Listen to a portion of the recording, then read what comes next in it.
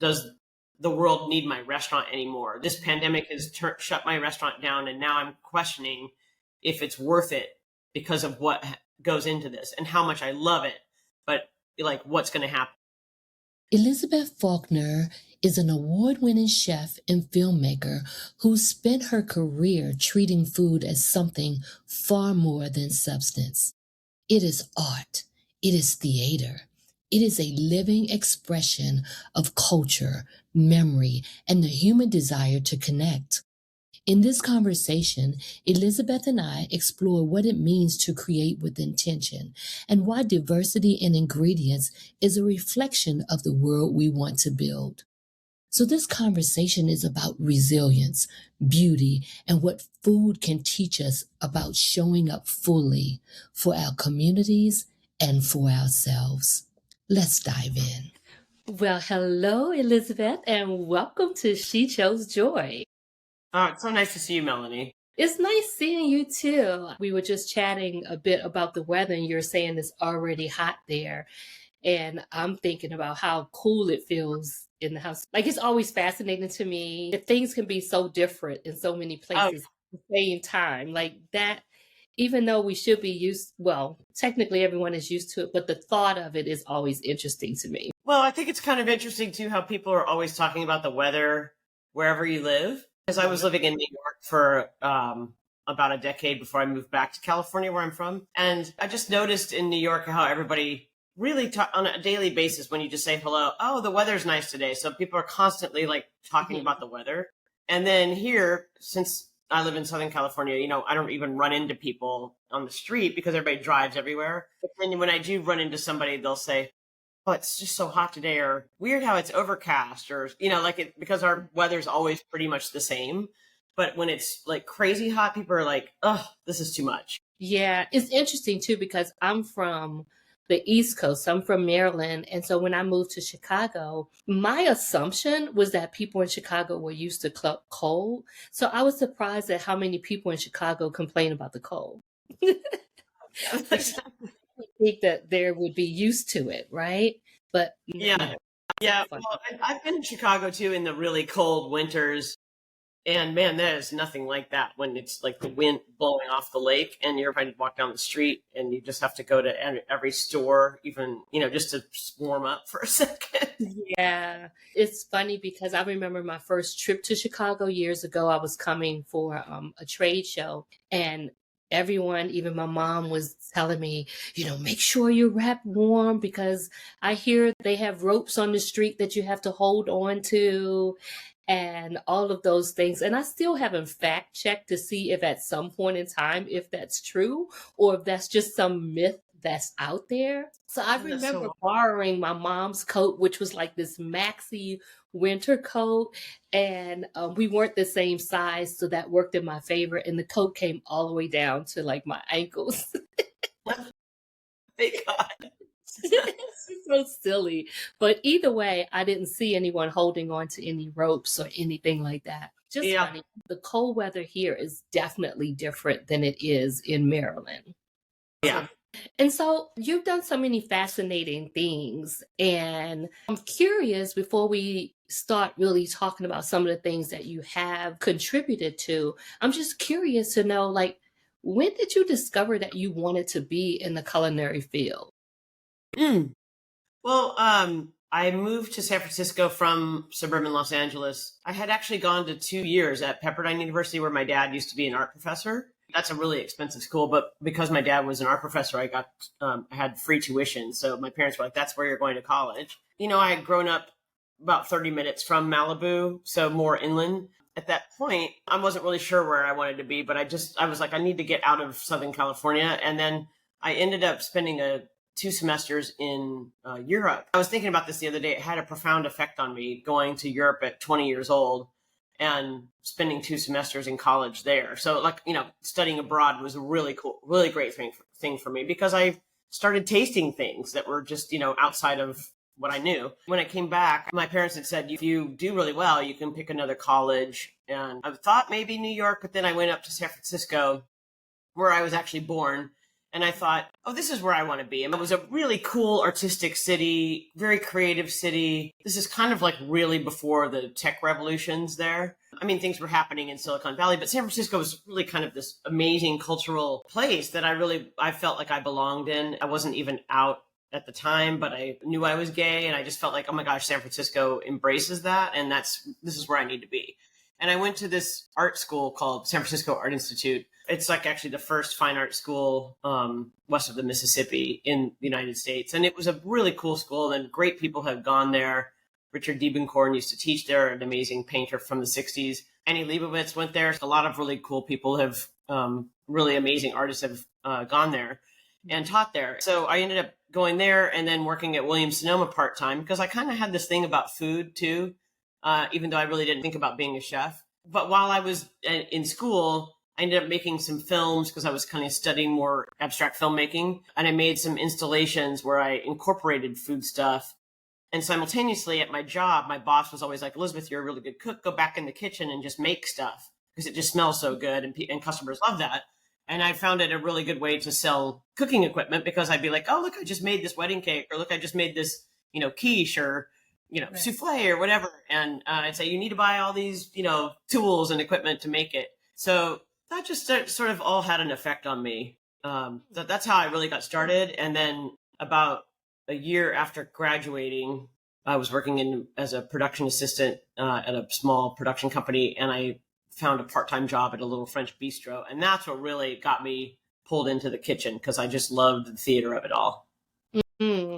Love the theater of it all. That's a term that I wouldn't even typically associate with food.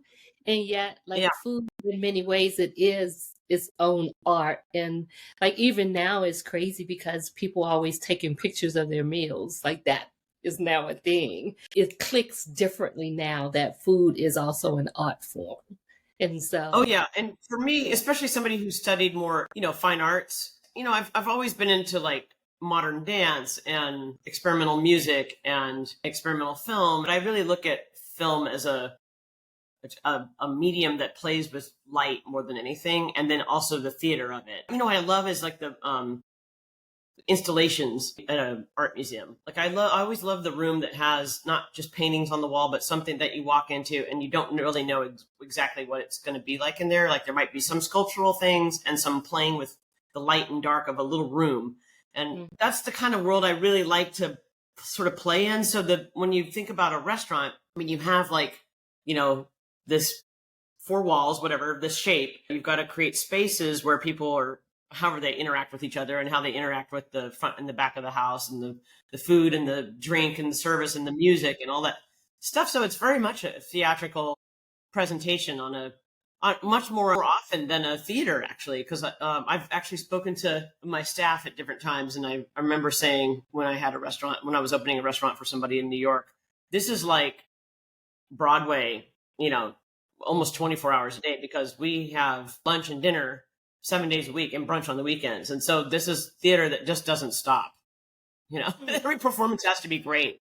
That's an interesting perspective. I'm really going to sit with that because I know, even in terms of like walking into a space, like really knowing how it makes me feel, because I'm like in many ways like an energy snob. So it's like how things make me feel determines how I want to stay or where I want to be seated and all of those different things. However, I never thought about it as theater, and it all makes sense when I'm hearing you share it because you're changing, like the set is changing constantly, the right. table,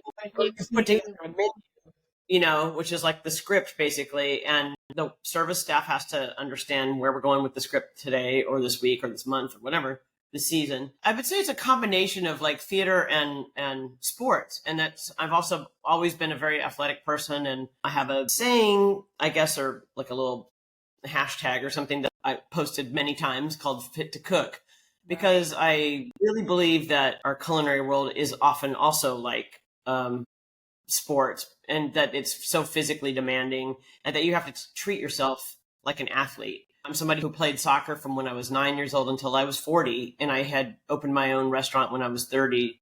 So I continued to play that sport for 10 years into running restaurants. And That's such a big deal because it's a lot of chefs would say that I don't have time for stuff like that, but you actually have to make the time to do some other athletic activity that counters the stress of the daily theater that the restaurant is.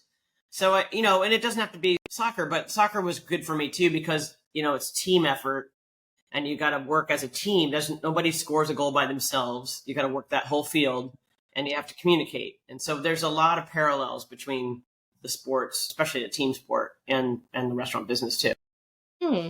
Sports, theater, art, restaurants, food, the flavor, the experience of it all. And here's what's interesting. So you opened your first restaurant at 30 and you just brushed it off like that wasn't, you said that with such ease and almost like that wasn't a huge accomplishment. Well, I know I'm not an expert on restaurants, but I know that they're not an easy business to run or to even stay open, like the longevity of it all. So it takes a lot of guts to open a restaurant, and you open one at 30. Well, you also have to kind of remember, I guess I've kind of always been aware of this too when I first started cooking. I was like 24 when I first started really cooking in a professional kitchen. And it's an industry that kind of does depend on younger people because of how much physical work it is. I think you have that kind of energy when you're younger too, and it's exciting, it's fun, and you're around food, and you need to eat anyway because you're just a kid out of college. It makes sense. It's also why younger people open restaurants too, because there is a huge learning curve about running the business side of it, because it's not a glamorous job, really. There's so much that goes on before you even get the food on the plate in front of you. But I think, I worked my way up. I went through fine dining restaurants too. I worked at the best restaurant in San Francisco. After I worked at that little bistro called Cafe Claude, I worked at a restaurant called Moss's. And then I worked for a chef who I still am really good friends with, Tracy Desjardins, who was kind of an up and coming big name. She had worked in France and in New York, and she was same age as me. And when she moved to San Francisco and decided to open this restaurant, I was like, oh, I'm definitely going to work for her. She just knew so much from her experience. And also female. Being in the Bay Area was a really great thing too at the time. And this is the early 90s, because so many great women chefs were doing things, particularly in California and the Bay Area. There were a lot of people doing stuff in other states and on the East Coast too. But we had just a really great role model scene of female chefs in the Bay Area. So people like Nancy Oakes and Barbara Tropp and Joyce Goldstein and Alice Waters, of course, at Chez Panisse, and Cindy Paulson. And these are some names of people that really had an impact on changing what really became California cuisine. And we all throw that term around now, but that was something that kind of happened in that period of time. It was a new thing, this idea of California cuisine, sort of based on other cuisines, but with using everything seasonal. And, America at the time was not focusing on that. It was like, there's French chefs, and French chefs are the best chefs, right? And then there's other people doing all these different kinds of cuisines because of all the amazing cultures we have in the United States. But, the media was focused on really more like the fine dining. And then later you had like amazing food critics like Ruth Reichel and Jonathan Gold here in Los Angeles, who really changed that too and had people focusing on, what amazing ethnic cuisines we have in Los Angeles. And like, here's the best taquerias, and when you're here you have to hit those. So the food scene has evolved so much in this period of time from like the 80s till now. Yeah. It's interesting because the more I listen to you, the more I'm reminded of how so many small moments help to shape our story. And like there's parts like you had experience in theater or in film, and you had experience in culinary. And then even thinking about, I had a slight chuckle when you were talking about working at William and Sonoma, because I said, would I have been one of those people that thought my food was going to taste like that if I bought this particular cook? Oh, yeah. Yeah, it's like, oh, well, she fixed it in this, then I've got to have that pan because then my food is going to taste this well. So, I'd be like, you got to put this pan and this mixer and this cookbook, because I would just make somebody's recipe out of a cookbook, and then this spice mixture and whatever. So actually it was a really fun job too. I don't know. We had so much fun in that store. Just talking about that period of time, I'm reminded that it was the 80s when I worked there. And, a lot of the men I worked with were gay and amazing, fabulous men. And it was the period of AIDS. So it was a tough time, too, because a lot of these guys, HIV, and it was politically a crazy time. But my city was so strong, it was just a activist city. We had ACT UP and a lot of gay women bringing attention to all of their male friends that were, having to deal with this disease, and then the politics around it. So it was, Yeah. A shocking and an amazing time to be in San Francisco. Yeah, I can imagine because I remember, that period of time, not necessarily as it relates to the food industry, but just in general, the fear that was surrounding us as it relates to that and the way people were being rejected, dismissed, disowned, and all of these other things, which in many ways is still happening now. So I'm Yeah. not sure if we really have evolved or not. And that's a conversation for another day. But yeah, so just really thinking about all of that, and even the fact that you were gifted the opportunity to work with other women, because people typically think about all of the male chefs that are out there, and for you to be surrounded and exposed to women who could actually, be mentors and influences in your life, that just sounds like a really beautiful thing. It really was because, the kitchen is a tough place, male or female run. It's still a very serious, focused, tough place. And historically, I mean, like even way back before our time, it's a really tough place, a very abusive place. And, people like Anthony Bourdain wrote about some of those kitchens back in those days and a lot of drug use and stuff. It has evolved so much in my lifetime. So I would say the way people run kitchens today is kind of like what I was experiencing with a female-led team and just the Bay Area in general. It's not all female, but there are just so many, professional people that ran professional kitchens that I'm surrounding myself with. Because I take the craft very seriously. It's an art form to me, 100%. It's like our atelier or studio. And when we come into work, we are there to, for me, it was about pushing boundaries with savory and sweet because I do pastry and savory. And I really wanted people to experience a modernism in food where it was like related to something traditional, but an interpretation or based on my own traveling experiences or reading or being influenced by cinema and music and evolving that into something different on the plate. That's something that hardly anybody really talks about. The creative side of cooking can be about the ingredients and traditions and different takes on that.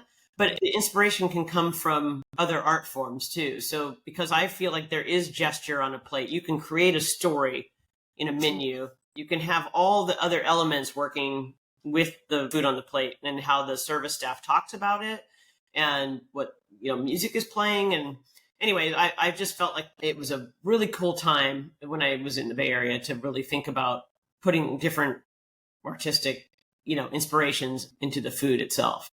Remember when we talked a bit and you shared about how it also, like being inspired from different places you've been and the experiences you had there and being able to bring some of those influences or experiences into the food that you create.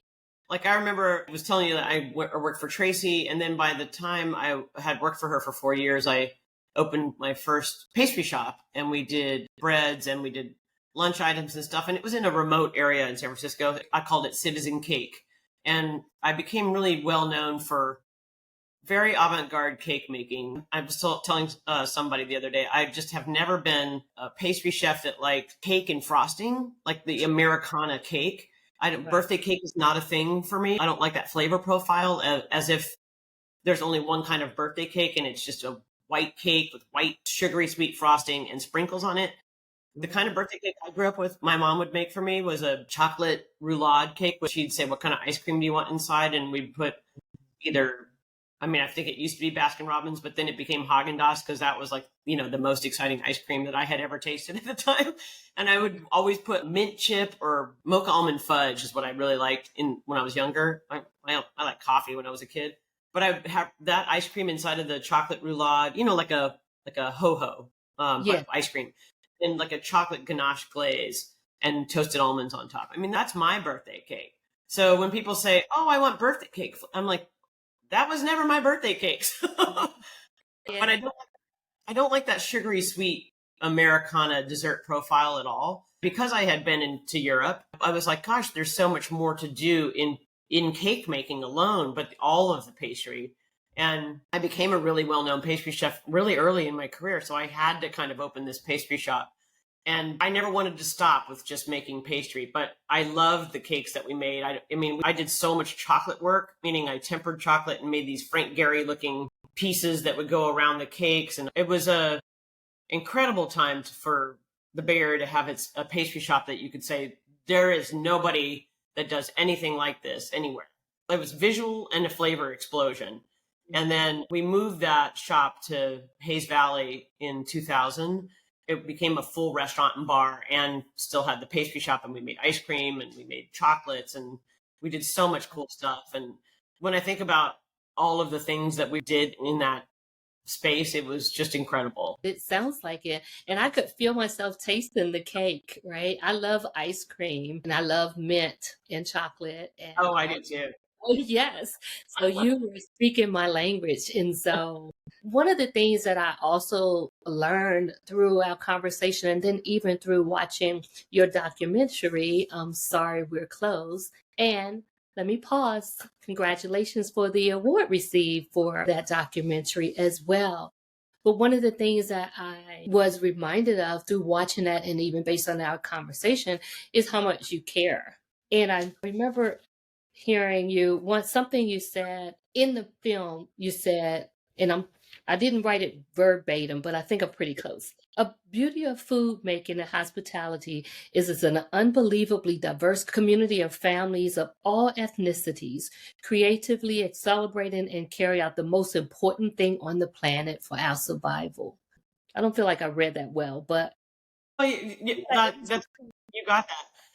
I think I said the most important thing on this planet, and especially feeling this during that pandemic time. But the most important thing on the planet for our survival is food. I mean, like food and water, pretty straightforward. I mean, we need that. Yeah, and it's like sometimes we forget that that is a part of our survival. And so I appreciate how you use your compassion for tending to a basic need of survival. Like even early in our conversation, you were talking about the relationships that you were building along the way. And I really appreciate how I could see and feel your sense of care throughout the documentary as you traveled all around speaking to different restaurant owners about what they were experiencing during the pandemic. And so can Yeah. you speak to that a little bit more about what prompted you to film it? Because, you could have had the conversation, but the fact that you actually documented what was happening was really special. Yeah, I mean, thank you. It was such an extraordinary time. I had been a personality in a friend of mine had made this film called Her Name is Chef in New York when I was living there, and focusing on 5, 6 female chefs in that area. I like that little film a lot. He and I were talking about sort of the state of mind of chefs right before the pandemic hit, and sort of the concept of talking about mental health, which just kind of fits in with everything, I was talking about how I, talk to different younger chefs or teams sometimes about staying fit and figuring out ways to counter the sort of anxiety that we, get from just working in the business. But when the pandemic hit, that's when I said to Peter, we've got to go out and make this film like now, because I don't know, the sense of urgency around it was so strong with everybody having to shut down their restaurant and not knowing when they could open again or how to deal with putting stuff in a box and doing delivery, which I think people take for granted now. But in that moment, the country wasn't buying that much delivery food stuff. But what else are you going to do? You got to put stuff in a box and figure out how to get it to people. And then this sort of talking to some of my other friends like Gabrielle Hamilton, who wrote a piece in the New York Times about, does the world need my restaurant anymore? This pandemic has shut my restaurant down, and now I'm questioning if it's worth it because of what goes into this and how much I love it, but what's going to happen. And then other friends saying, I think I have COVID and I'm not really sure what I'm going to do here. And that panic is what really sent me into like, we've got to, as soon as we're allowed to go back outside, we got to make this film. And then right when we decided to start shooting was exactly the day that Black Lives Matter protests started happening across the country. So it became such an electric landscape of like, we have to get to all these places and talk to these people quickly. And we have to do something about what's going on here. Because I had this like PTSD around the restaurant closing, because I had to close my restaurants after the stock market crash in San Francisco about 3 years after it. So that's why the combination of all that. And then what the beauty of it, when I look at it now, is like, I, like a lot of people were like, today, if you say, oh, I kind of missed that pandemic time because we were sort of forced to stay in, look at the world differently, not be driving everywhere, just taking a pause and kind of reflecting on how we look at the world. And everybody was making sourdough bread and all kinds of stuff, learning how to bake and planting more seeds. I think the seed industry sold them more seeds, more than I forgot what the year was, but it was like a phenomenal amount of people planting things since like World War II or something. And then the political climate was challenging too. And so making a film in all of that was interesting to go into. I mean, it was a weird film to make because it's not a typical documentary, because it's not like I had all this time to go talk to people and then shoot some B-roll, because we weren't allowed to go in their kitchens at the time. So we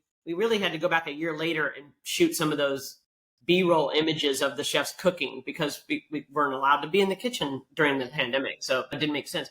But we also got to go to like Times Square and Griffith Park Observatory and Rodeo Drive and just anywhere. And there was like, we didn't have any permits because everything was closed. So we had a small crew and we'd go out and shoot stuff and there'd be nobody on the street. So it was kind of a remarkable way to put a film together. And then really piece together every interview, knowing that I'm a chef having a chef-to-chef conversation with somebody. It just wasn't a typical scenario. It was like we're sitting in front of the Guggenheim Museum in New York, or we're in all these places, all these neighborhoods, and just having these one-to-one conversations. And I knew we had great stories with some of these people from all different kinds of restaurants, not just Michelin star, but like lots of mom and pop places, chefs that were forced to close their restaurant. Just some really good stories. And to put together 50 people having a conversation about that moment in time was pretty remarkable. And then piecing it together, having a filmmaking background, that became hypercritical for me. I'm not somebody who just hosted it and have these conversations. I was involved in all of the editing and very meticulous about it, and trying to figure out where are the best spots to bring in the music, which I really think is critical in a film. And that I have a friend who did original score. So the tying in of the sound and the music is what really weaves quite a striking quilt in that film. Yeah. And what I appreciated too was it gave, like, every chef that was present, they dared to be vulnerable and actually share. They were, incredibly transparent in terms of their concerns, their frustration even on. And I continually also heard not only were they concerned about themselves, but they were concerned about their teams, because they were well aware that people counted on them for their own sense of security as it relates to, having a job. And so I heard concern about that, like the fact that we are caring for all of these, we're feeling a sense of responsibility for our teams, our staffs, and we're not even sure where we'll go from here. So, yes. I mean, really often just lay everything out and say, what else am I going to do? I mean, this is what I do. And, food people are first responders, and you heard that collective voice of them talking about some taxes really need to change, because it's just, the margins have kind of slid into nowhere in the restaurant world, and every crisis just makes it even harder. So, it continues to be a very striking message from all those chefs. Yeah, because even hearing and going back to you mentioning like the concern for the mental health of chefs, like that was even shared there too, in terms of the anxiety, depression, or, the reaching for substance or things to kind of like numb the feelings, and all of that was expressed. And so it was just Well done. I really appreciate it. Like have an opportunity to just sit with it and experience chefs from a different side of their journey versus sitting in the restaurant enjoying the food and the Right. experience and the community there. I'm a love knowing what goes on behind the scenes kind of thing. Like I'm always fascinated in the making of something. And so to be able to hear things from their perspective, to hear their hearts is something that really pulled me in. Yeah. Yeah, I was kind of saying the same thing. I said you really got to see the other side Hmm. of what oftentimes appears to be sort of a glamorous, always fun kind of job. You really got to see the other side of the emotions that go into Yeah. everything in business. Yeah. And then speaking of alcohol consumption, um, Right. you mentioned it. That's a great way. Because I'm still toying with I'm in this strange place with alcohol right now. Like I'm just trying to decide where I fit on that and whether sobriety is a thing that I need to consider or not. Sure. However, I also heard about your alcohol. I have so much curiosity around it. So can you just tell me a little bit about the story of the beverage, that company that you founded? Yes. Yeah.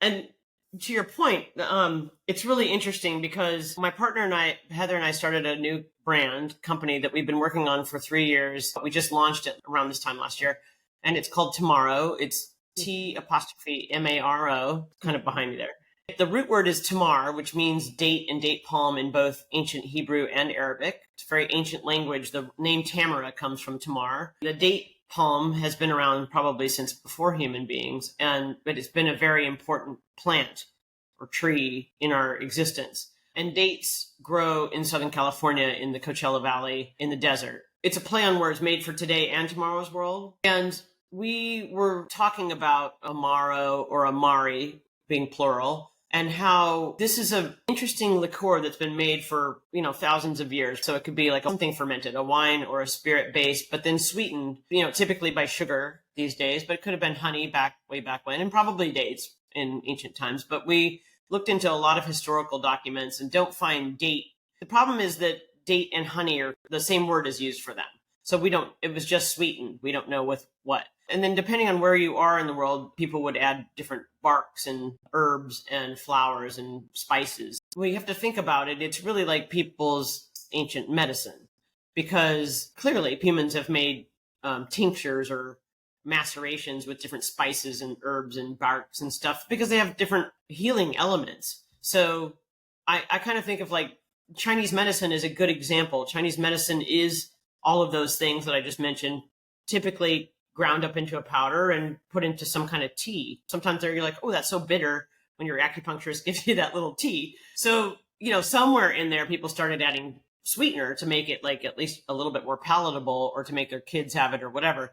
And I think that's where the spoonful of sugar helps the medicine go down probably comes from. So anyway, we were looking at that sort of history of Amari, and I said, well, wouldn't it be so much better today if we added date as a sweetener? And I'm somebody who's worked in a lot of consulting for food and beverage brands and have often used alternative sweeteners, and in fact made a candy line, gummy bear, a couple of years before the pandemic and when I was in New York. And so I consulted on that formula making for those gummy bears by using alternative sweeteners. But I'm somebody who likes the sort of caramelized sugar, molasses, cane syrup. I love turbinado sugar. Anything that has more of a caramelized flavor is like, that's my jam. That's what I'm looking for. I love dates. I grew up in Southern California, so I'm like a huge fan of dates. I've always used them in all of my cooking. And so that's kind of where the conversation started with Heather and I. And Heather, my partner, comes from the alcohol beverage world. So she's been in sales and distribution of mostly fine wines and spirits.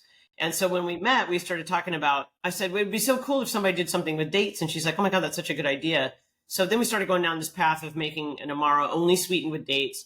And in that process, I figured out that nobody was really making a date brandy or a date spirit. And when I say that, a clear spirit or a brandy just is a term that our TTB, which is like the FDA of alcohol, that's what they label the date spirit. Happens to be a brandy because it's made from fruit. But when you think about like tequila is made from agave, or the piñas, the agave plant, another desert plant. I think that our spirit is much more like in the realm of agave is to tequila or sugarcane is to rum, just flavor wise. It's not really like a grape brandy or a cherry brandy or an apricot brandy, because we can make a lot of different brandies out of any fruit. Because of when I taste it and when people blind taste it, they often think this tastes more like a tequila. Like it's some kind of smooth tequila, or it's a little bit like a rum agricole.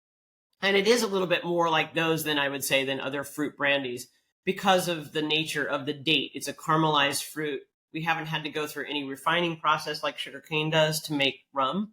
So it's really interesting. And I'm kind of a nerdy chef into the food science and really understanding how what's happening when you're cooking something. So, and that's part of my pastry background. You have to learn those kind of things when you're focused on pastry. There's a fine science going on there. Most people are intimidated by baking because they think it's so science, and there is science going on in all of cooking. So that's why I kind of got into the spirit side of things, because I was like, there's a lot of stuff out there that I don't really want to drink because it's refined sugar, it's artificially colored. People add caramel color to things because that's how you make things brown. But here I've got a sweetener that's naturally brown, so I don't need to add caramel color, which is just burnt sugar. We're part of something that's very exciting in the spirits and I would say natural spirits, because we're not using anything artificial. There's no extracts. We're only using pure botanicals in the Amaro. The spirit is 100% organic dates that have been fermented and then distilled. And then because of that, we make a chocolate liqueur that's crazy good. And if you're going to be selective about what to drink, which a lot of people are these days, I agree with that. I think, we have mass companies that do big brands, and we're all kind of aware of all those brands, and that's what you see behind the bar. But there's a whole bunch of craft distilling spirit makers in this country and around the world that are making way more interesting things out of really special selected product. And that's kind of what we're part of. Okay. I'll get some as I explore this thing, but as around drinking, but it is pouring me in because I like caramelized things. I like things that are sweet. I enjoy dates. And so lots of curiosity around experiencing the flavor profile, if you will, even if I don't even know if that's a real term as it relates to alcohol, but in my world, that's what it would be. So our stuff works really well in cocktails. You can sip them alone but the spirit is 80 proof. So, that would be like drinking vodka or tequila by itself. And it's delicious. If people like to taste different spirits, it's really fun to taste them side by side. The Amaro is really good as a digestivo, but it's really good in cocktails. And I would say the dates are giving any cocktail, and this is what bartenders are, they know it too. It gives it a roundness, a softness because of the pectins in the fruit.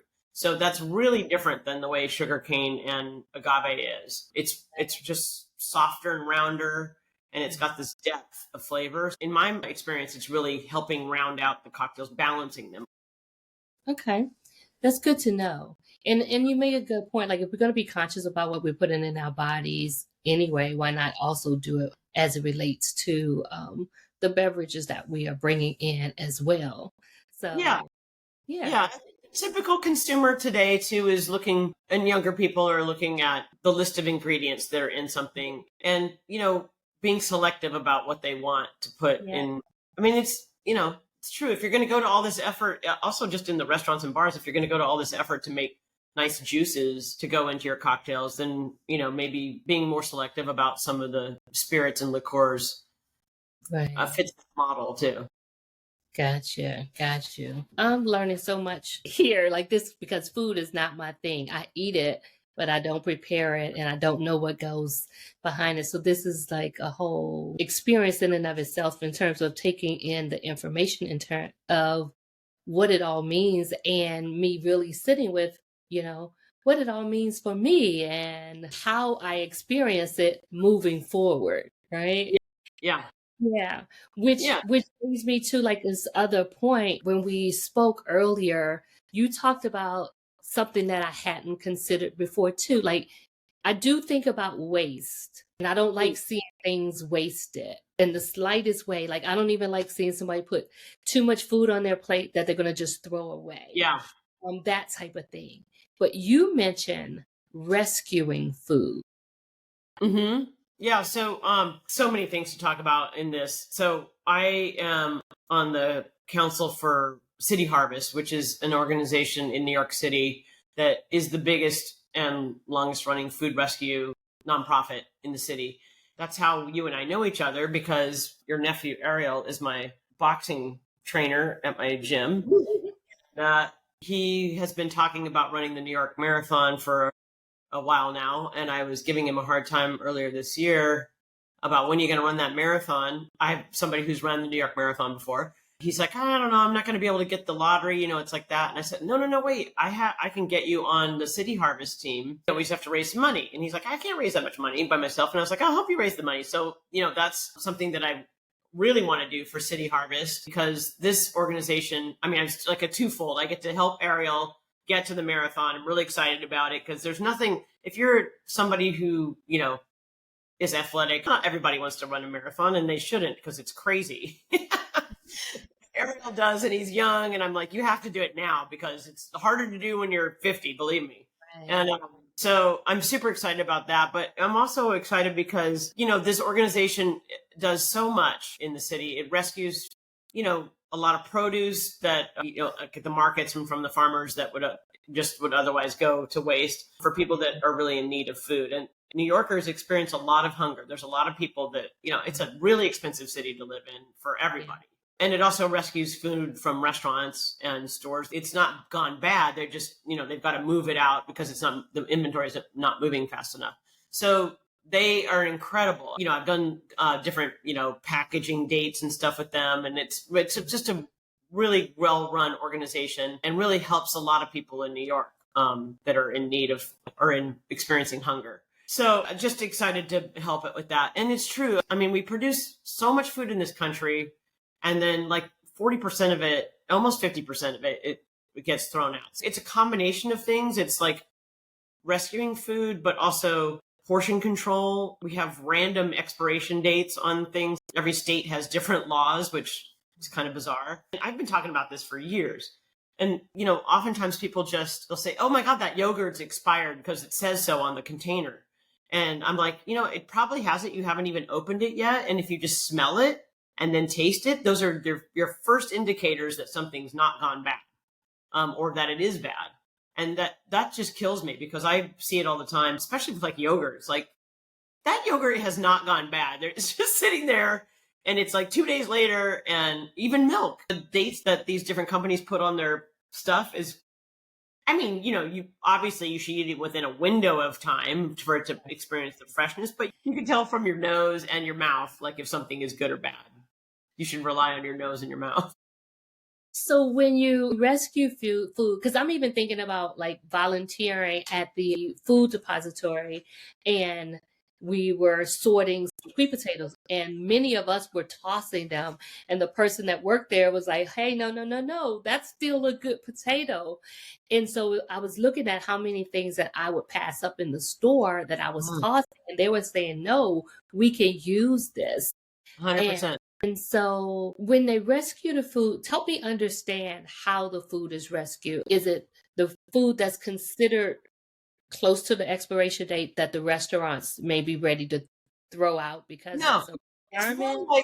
It's more like what you just said, where it's like, all these zucchini didn't sell at the market, so we turn that into a sauce. Or, we can just get that zucchini for somebody to cook. It's that whole thing, that with this really weird selection process that we have of putting like the perfect tomatoes on the shelf. It's like, there's still a ton of tomatoes that don't fit that. When you go to a farmer's market, I see it all the time. People are like, look at this tomato. It's got like, fingers coming out of it or whatever, or it has a nose. Usually those are the tomatoes that aren't picked for the grocery stores, and this is a problem. It's not gone bad. You have to just figure out what you're going to cook with it, and maybe it's not going to be your sliced one on your hamburger or whatever, but like, it would be fine sliced on your hamburger. There's just a lot of food like that we are sorting, but maybe it's not the size that it's supposed to be or whatever. So it doesn't fit into the container because everything's put in these little bags and containers now and everything looks the same. And I have no idea why we have this thing about that. Because if you go to the market and you'll see, oh, like, look at this, everything's a different shape, a different color. It's beautiful. And then they're all good. And we're just not being smart about everything and not understanding or appreciating the energy and value of anything, really. Here's another good example. We have a lot of animals in production, chickens and eggs and pigs and cattle. Everybody wants the same cuts. It's like our country's gone crazy with people just only wanting certain cuts of fish and meat and chicken breast. And it's like, this is insane. There is the whole animal, and the whole animal should be utilized. I could talk about all the millions of problems with the American palate and purchasing problems that we have. But City Harvest is a very helpful organization, especially in a city like New York, where we have a lot of food waste and a lot of people experiencing hunger. Yeah. And so I guess if we were to simplify it, and I'm really simplifying, just because it's not pretty doesn't mean it's not edible. That's right. We tend to look at it and we deem it as not a beautiful piece of fruit or vegetable, so it must not be any good for us. And that's not necessarily true. It's not true. And what's also interesting in that same vein is that a lot of people grow up and they have only had orange carrots, for example. I'm pretty sure a lot of people have seen rainbow carrots in the grocery store now, or rainbow chard, or some purple potatoes. But so many people have this inside voice that's like, I don't know what that is, but scares me. Which is so weird because it's like the most common carrot before the orange carrot were darker red, purple ones. And somewhere in, I don't know, children's stories or whatever, people just started painting them and making them the orange variety. So now you have several decades of people that only think that there are orange carrots. And what in the world is that? I don't eat beets. And you're like, no, it's a purple carrot. And they're like, oh, there's purple carrots? We have very strange reactions to food for no reason. What I'd like to inspire people to think about is, oh my gosh, there's so many different kinds of every varietal of fruit and vegetable. And you go to a place like Thailand and you're like, there's so many different kinds of cilantro. And you're like, what are you talking about? There's so many different kinds of cilantro. But of course there are, because there's so many varietals of everything on the planet. And that is the most exciting thing about this planet, is that there's so much diversity in every single thing. And that's what's cool. Like, it's not about making the same, red beefsteak tomato in a little package. And it's not about seedless watermelon. And it's not about genetically modifying everything to be the same. It's like, that's the opposite of what this planet is built with, Yeah. That makes so much sense, because even when you look at the garden, it's more beautiful when you see the variety of leaves and things, that the taller ones, the wider ones, It's so all of the exciting. different variations, it makes it pleasing to the eye. And so it's also a variety of, like, that's great for our taste buds, or even what's good for our bodies. And even I'm just thinking about, even when I was doing a cleanse recently and I was eating only raw vegetables during this cleanse, and one of the things it definitely encouraged was not eating the same foods every day, like to definitely bring in a variety. So just to make it light, I guess we'll blame the orange carrot on Bugs Bunny. If it's not what you saw, what's up, Doc? Then it's not fair. Like, Yeah. What's up, Doc? And so let me just ask you this. On the She Chose Joy podcast, one of the things I always ask someone is, what are some of the ways that you choose joy and choose it consistently? More from like the simplicity of it, like a simple thing that brings you joy. What might that be for you? my goodness, for such a long time, I think I had this dog named Hendrix, who was a dachshund, my favorite kind of dog. I think having a pet gives one a lot of joy, especially dogs make you go outside and walk them and stuff. That relationship to nature and other creatures, and I'm definitely like a tree hugging person. I have like some houseplants that are my pets right now. I'm thinking about getting another dog, but people say, oh, I have a green thumb. And I do. I like talk to my plants and I make sure everybody's, fed and watered, and I have some plants outside too, and they're challenged right now because it's so hot in Southern California. Honestly, It's like that, and like doing something exercise wise for myself, which I can't do every single day, but I try. It always helps clear my brain when I go for a walk or get to ride my bike. And I love road cycling now. Ariel in my boxing class, it's painful. It's not joyful in the moment, but the product of it makes me feel good about myself. It makes me look better. It makes me feel and look younger. I can preach this, but I actually have to do it too. I think it's good to get in good habits of doing things. That's why I do talk about it with cooks early on and with people in general. But get like forming those habits and knowing that what feels good. I talk about these extreme sports, but I also do yoga, and I've been more and more into Pilates just because my body's changing, and I certainly don't play soccer or run marathons anymore. I'm excited about other sports and other physical activities. Like kind of going back to my origins too, I also think it's really important to read, and not just social media or the news, but like reading books and magazines. I know most of our magazines are online now, but I think physically picking up a book is so fun and challenging, and understanding somebody's writing. I think that's a really special thing to do. I think it puts you in touch with the world in an interior way, and in yourself in an interior way. So those are things that bring me joy. And then there's also, waking up and having coffee in the morning. It's very exciting. Smell of coffee and holding the mug. More than I actually enjoy the experience of coffee, it gives me warm fuzzies. It makes me think about growing up, because my mom used to have a percolator. And so I would wake up to the smell of coffee. So that's very nostalgic for me. Yeah. And like I said, just even holding the mug, sometimes like wrapping your arms around the warmth of it and taking it in. And like you, I enjoy reading too. I still enjoy holding the book and turning the pages more than I enjoy reading it on like a Kindle or something like that. Yeah. Yeah, it's a different experience for sure. And so I am grateful for the time that we shared together, and for you making space for me. And I also believe that joy and gratitude are partners. And so what are you appreciating right now?